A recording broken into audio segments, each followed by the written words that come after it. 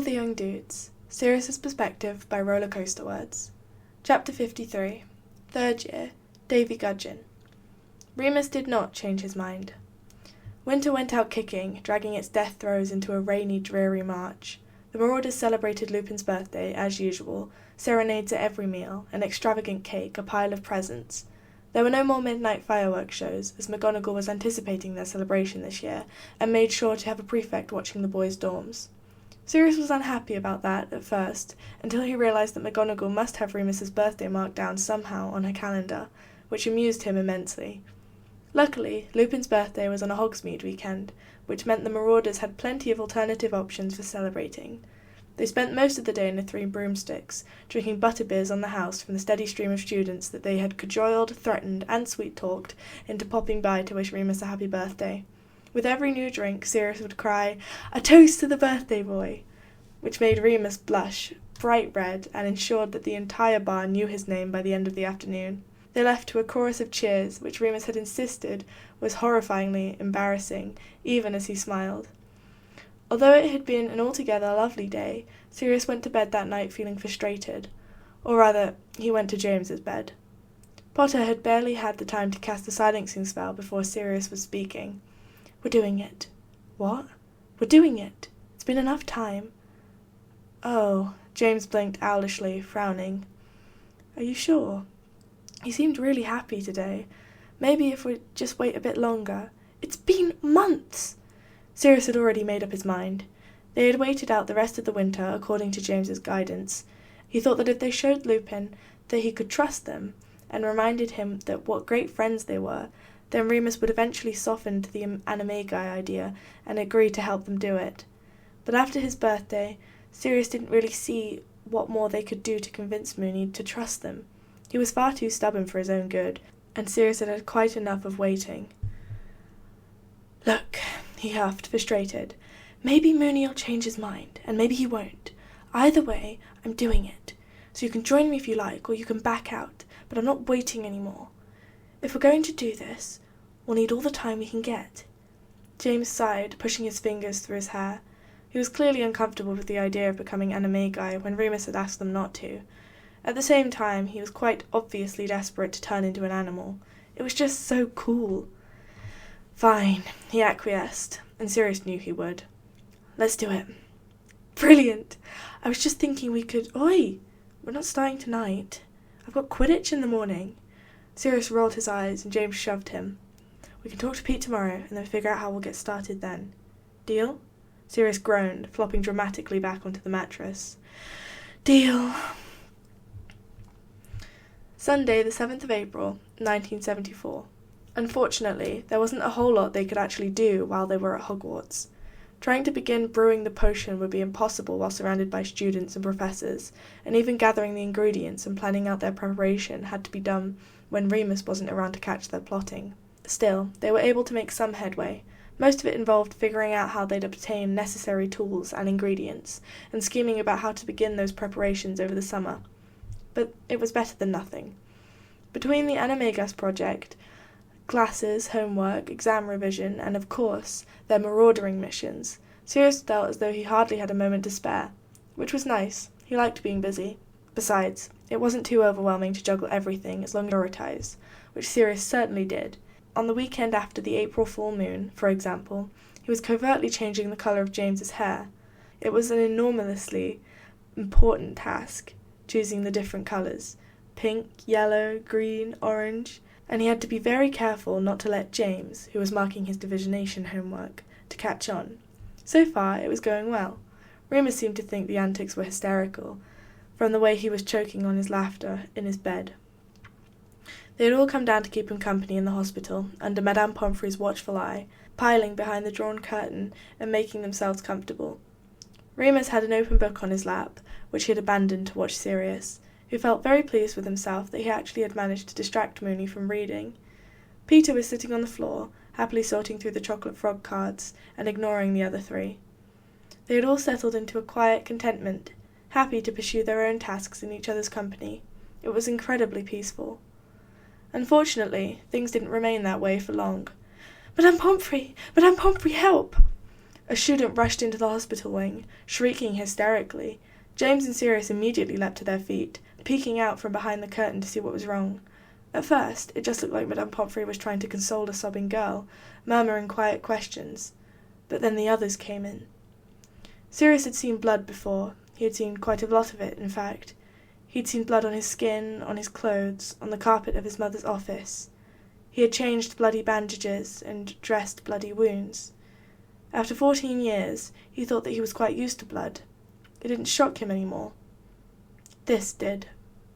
2 older students walked in, half carrying, half dragging a smaller boy between them. His face didn't quite look like a face, only an approximation of one. The features were all raw and red and purpled like meat. And his eyes were... Sirius turned around, feeling as though he might be sick. Next to him, James looked pale as well. They all exchanged a wordless, horrified glance. "What is it?" Remus asked, sounding irritated. Sirius's voice had turned into bile in the back of his throat. James didn't seem to know how to respond either, shaking his head mutely. Peter finally looked up from the cards. "What?" "An accident.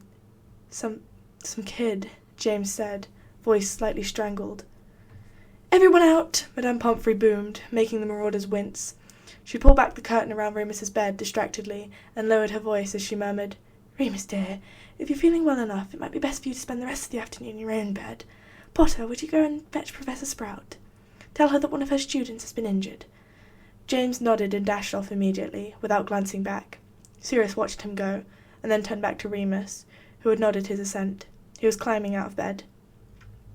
He grabbed Peter's elbow and pulled him up, moving them both to give Lupin some privacy as he changed. The curtains had been drawn around the bed nearest to the door. Madame Pomfrey swept behind him, her arms full of potion bottles, fingers gripping her wand. Peter stared, but Sirius looked away. He could still see, vividly, the boy's eyes, red and wet, like jelly. Remus stepped out, fully dressed, with his bag slung over his shoulder. The 3 boys wasted no time in hurrying out of the hospital wing, wanting nothing more than to get as far away as possible. They made a beeline for the common room, Sirius and Peter slowing down for Remus, who was limping. "What was it?" Mooney whispered. "There was blood." "Yeah," Sirius breathed, without processing the fact that Remus hadn't actually seen the boy. "I don't know what happened, but it was his face." Now Peter began to look sick as well. The second they reached the common room, Remus collapsed into an armchair. He was breathing hard, and there was a faint sheen of sweat in his temples. "You okay?" Sirius asked gently, reaching out to touch his friend's shoulder. Mooney closed his eyes, breathing deeply. Sirius could feel the lungs expanding and contracting in his fingertips, and the shifting of Lupin's shoulder as his chest rose and fell. "All right, lads." Mary chose that exact moment to climb through the portrait hole, Marlene close behind. "Hear what happened to that gudgeon kid?" "No," Sirius replies smoothly. "What?" "Whacked in the face by that mental tree." She shook her head, lips pursed. "They were trying to touch the trunk." There was a stone in the pit of his stomach. "The Whomping Willow?" he asked, already knowing the answer. It had become a game over the summer of 1973, to see how close you could get to the trunk before the tree took a swipe at you. Everyone knew it was stupid, and more than a little dangerous, but nothing had ever actually happened, so nobody ever really tried to stop it. But now... "Yeah," Marlene answered. "It shouldn't be allowed. It's so dangerous." Immediately, Sirius felt a burst of defensive resentment. He glanced at Remus, who was staring at the girls as all the colour leached out of his face. It was very obvious what he was thinking, and Sirius cursed Marlene silently. "Did you see it happen?" Remus asked, a note of panic in his voice. "Nope," Mary shrugged, not looking nearly as upset as her friend. She slung herself down on the couch next to Sirius. "Heard it from one of the second-year girls." "They'll have to get rid of it," Marlene insisted. "Dumbledore can't leave it there now. Someone could be killed." "Shut up," Sirius thought furiously, glancing furtively at Remus once again. He was already starting to get that familiar morose, everything is my fault look, which Sirius knew by now often preceded one of Mooney's infamous self-pity parties. "You should have stayed away from it," Sirius shot back at Marlene. "It's a stupid game. Everyone knows what that tree is like." "Have you gone mad?" Mary laughed, grating on his nerves. Sirius Black, the voice of reason! Oh, piss off, MacDonald, he snapped. In his armchair, Remus was withdrawing. Like a turtle pulling into his shell, he sank deeper into the cushions, looking as if he wanted to disappear. He rubbed his temples and closed his eyes, but before they shut, Sirius caught a glimpse of the guilt that had already begun to take root. He could have punched Marlene. By the end of the day, every student in the castle was talking about Davy Gudgeon. Sarah Saunders, a fourth-year Ravenclaw with sandy blonde hair and a penchant for gossip, told anyone who would listen that she'd seen the boy's parents arrive and march furiously into Dumbledore's office. Gudgeon's Hufflepuff friends found themselves relaying the story of what happened over and over again to the curious students. It had seemed as though Davy would actually reach the trunk this time, until the willow had lashed out at the very last minute. Accounts of the damage varied wildly, growing more gruesome as the day went on. The tree had cracked his skull in two, he'd lost both his eyes, which Sirius knew was untrue, at least. He'd seen something that resembled eyes behind all that blood on his face. And even that he'd actually died and the school was trying to cover it up.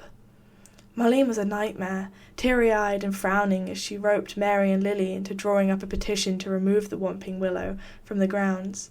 She even marched into the common room self-righteously, shoving the paper in everyone's faces and demanding that they sign it. Remus accepted the quill without protest, patient and silent. Sirius told her to bugger off. "That tree has much of a right to be here as anybody," he insisted, trying to shake her off as she followed him around with a quill. "But Sirius," she whined, "it's dangerous." "So are bludgers," he shot back, challenging. "Are you going to leave the Quidditch team?" "It's hardly the same thing." "Oh, just sign it, Black," Lily groaned, annoyed that something was distracting her from her precious schoolwork. "What's it to you?" On the couch next to her, Remus's eyes were dark and flat. He'd been staring down at the runes book, reading the same paragraph for the past 30 minutes. The more Marlene rattled on about what an atrocity the tree was, the more Remus sank into himself, looking as though he wanted to disappear. Sirius watched his friend wither, right before his very eyes. "It's the principal," he scowled, crossing his arms. Lily rolled her eyes at him, even though she was sitting right next to Remus. She seemed to be completely unaware of how much the whole conversation was upsetting him. She didn't know Moony the way Sirius did. Not really. Eventually, Marlene gave up on him, going to ambush some unsuspecting first-years that had just come down from the portrait hole. Sirius sat down to a game of exploding snap with Peter, seething. He was so angry that he almost singed his poor friend's eyebrows off when he slammed down a card with a bit too much force. He had to force himself to take a few deep breaths to calm down. Marlene didn't even know Davy Gudgeon. She just wanted to feel like she was better than everybody, spearheading some stupid case that she'd forget about in a week, so everyone could see how much she cared and what a good person she was. It was so ridiculous. The tree hadn't done anything wrong. Everyone knew that the Whomping Willow was dangerous and that they should stay away. If Davy Gudgeon and his friends had had enough sense to steer clear, then whatever happened to them would be their own fault. Besides, the school was never going to get rid of the tree. Dumbledore had already given a speech explicitly prohibiting students from going near it in the future, which meant that it would be there in the future, which meant that it was staying. Still, everyone seemed uneasy about it, including the staff, and it didn't help that Marlene kept carrying her petition around trying to get people to sign it. For the next few days, Davy Gudgeon remained the favourite topic of discussion in the castle. The Marauders did their best to steer clear of any Gudgeon-related discussions, since it was obviously upsetting Remus. The boy was in a gloomy mood, which hung like a dark cloud over their entire dorm and seemed to resist all efforts at cheering up. Whenever he heard Davy's name, something in his eyes went flat. He became quiet and withdrawn, and the dark circles under his eyes only deepened, until he practically looked like a zombie as he dragged himself off to classes. A week later, just as talk had finally begun to die down, Professor Sprout confirmed the rumour. Davy Gudgeon was now blind, and would not be returning to Hogwarts any time soon. Sirius felt his stomach twisting in on itself, torn between darting anxious glances at Remus and remembering notoriously what he had seen of Davy in the hospital wing that fateful day. "His parents are taking him to America," where there will be advances made in ocular healing potions, the herpology professor explained at the breakfast. I'm sure Davy and his family are very grateful for your well wishes. Remus was staring straight down at his bowl of cereal, looking as though he might be sick. Sirius scowled at Marlene, Lily and Mary, and a handful of others who had presented that stupid petition, which had hundreds of signatures, thanks to their increasing, insistent whining. Remus stood and went up with them, like a man walking down to the gallows. Professor Spout looked a bit misty-eyed as she accepted the petition, making a non-committal promise to speak with Dumbledore. To Sirius's disgust, she awarded Marlene 10 house points for the project. They're not going to get rid of it, though, Sirius said, frustrated, later that evening. The Marauders were alone in their dorm room, where they could speak freely. No, doubt it, Remus agreed morosely, refusing to meet his eye. So why did you go up? Remus shrugged. It felt like the right thing to do. I mean, Marlene's right, the tree's dangerous. Shouldn't be at school, really. But Peter started to protest, but Remus cut him off. I know, he snapped, mouth twisted like the words were something sour. I know, okay? You shouldn't feel guilty, mate, James said earnestly. Gudgeon shouldn't have been mucking around like that. It's not your fault. If it's anyone's fault, Remus said darkly, and it's mine. That's stupid, Sirius shook his head, frustrated with Mooney's gluttony for punishment. You didn't plan it, did you? I don't know if it's escaped anyone else's attention, but this school is not exactly safety-conscious.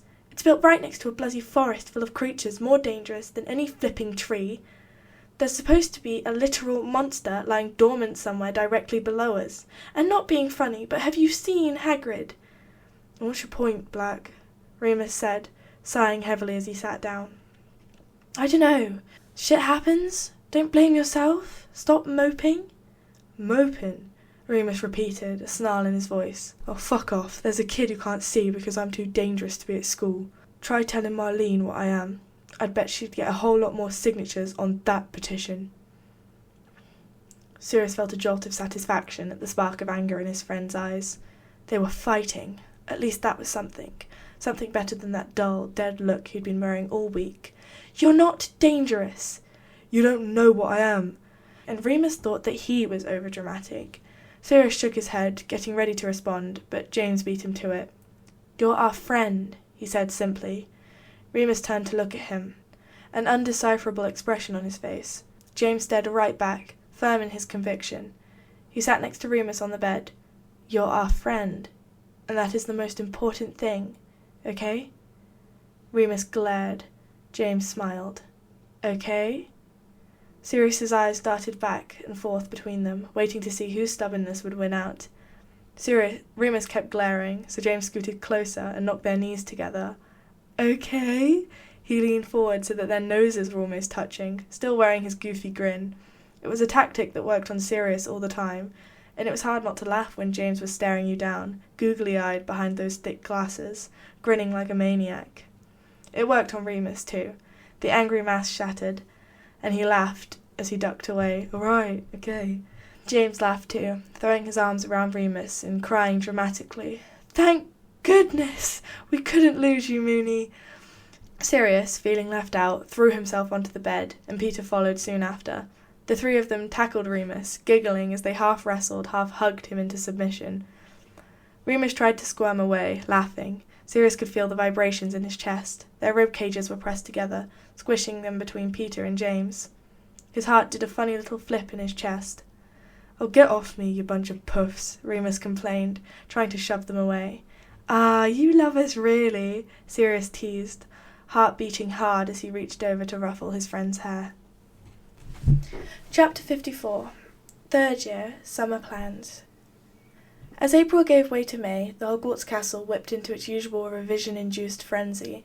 Professors recited their yearly admonishments about the importance of end-of-year grades, fifth years despaired over their upcoming owls, and Madame Pince became the busiest woman in the castle as she fielded the waves of students coming in and out of her library. As with the previous years, the Marauders were not immune. Peter melted into a puddle of nerves any time he opened a book, moaning that he was going to fail everything. James was a whirlwind of activity, rushing from class to Quidditch practice to the library with a seemingly endless supply of energy. Mooney became more elusive than the Grey Lady, disappearing in the early hours of the morning and returning to the common room just before curfew from wherever he'd holed up to study.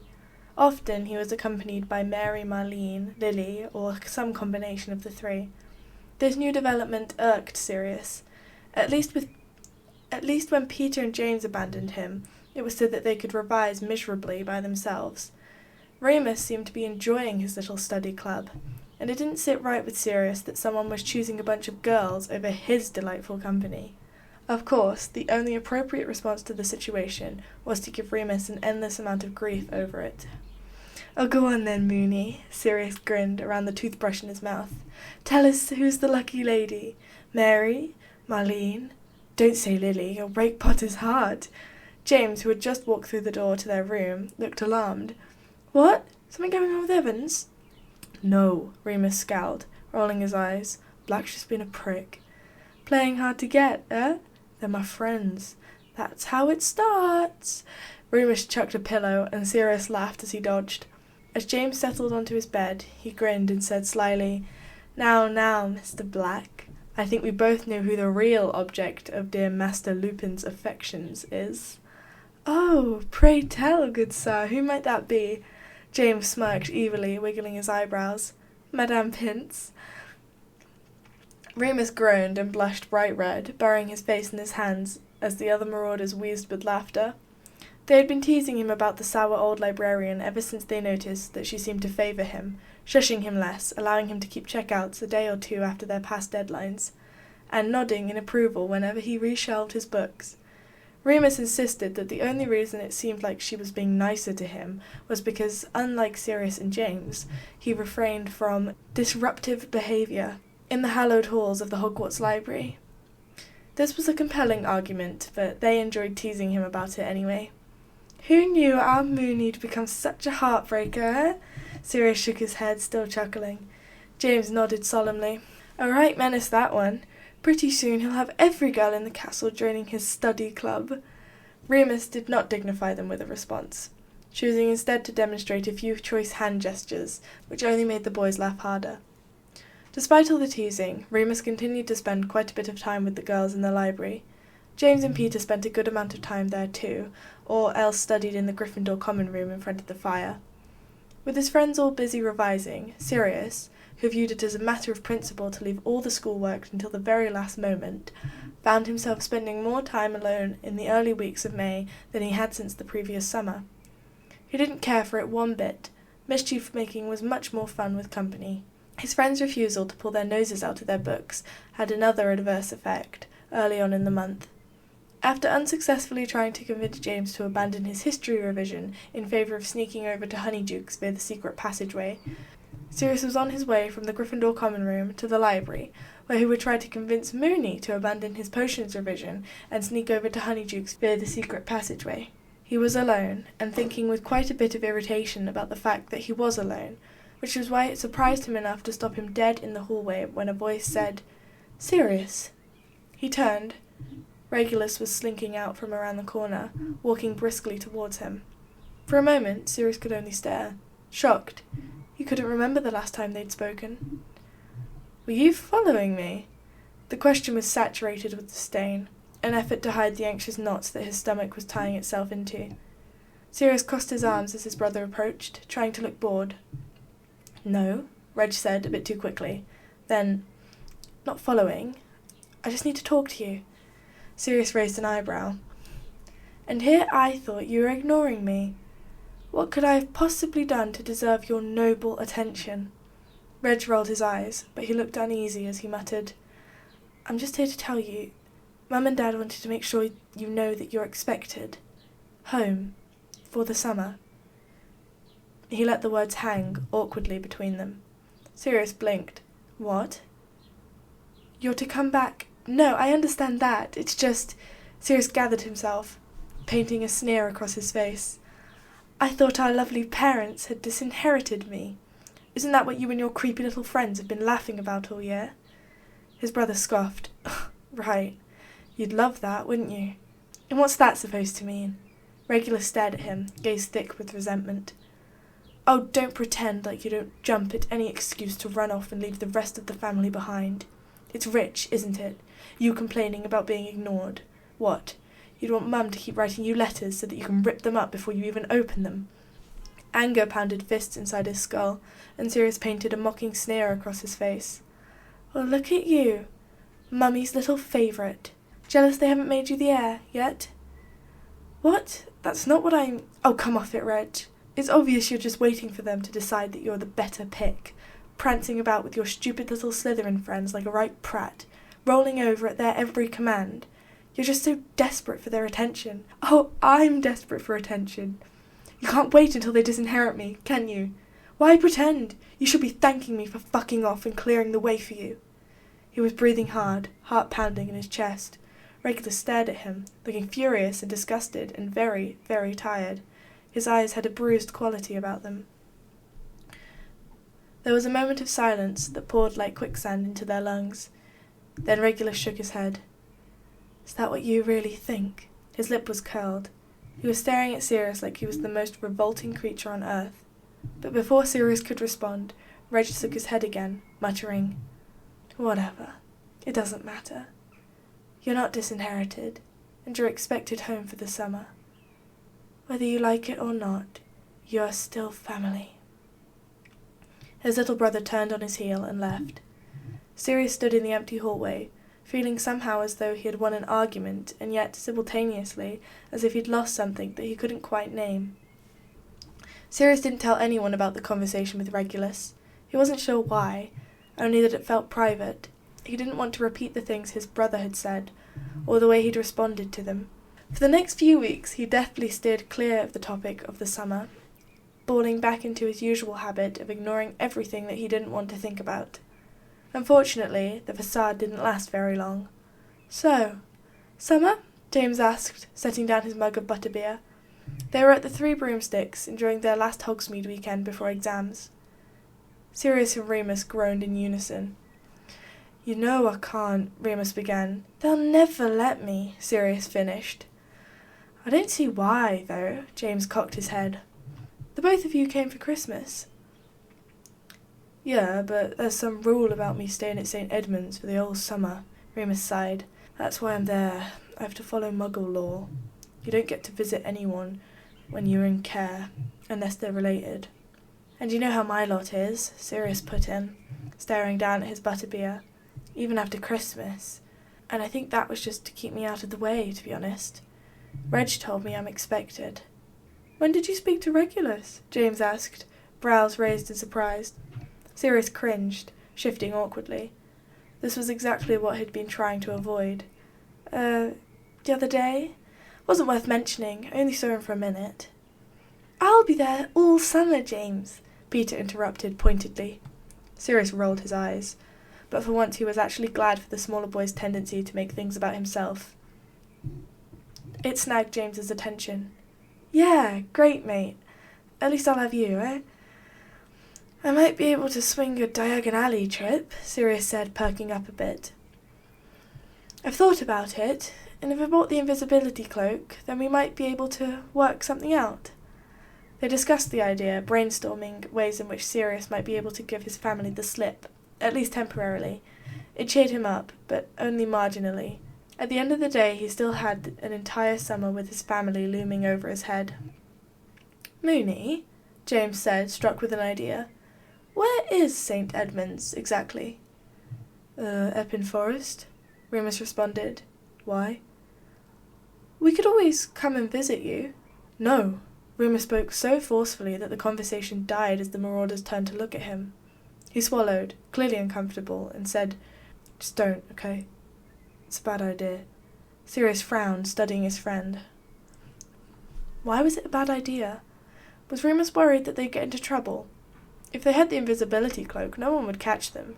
And besides, even if they did get into trouble, it's not like it would be Remus's fault.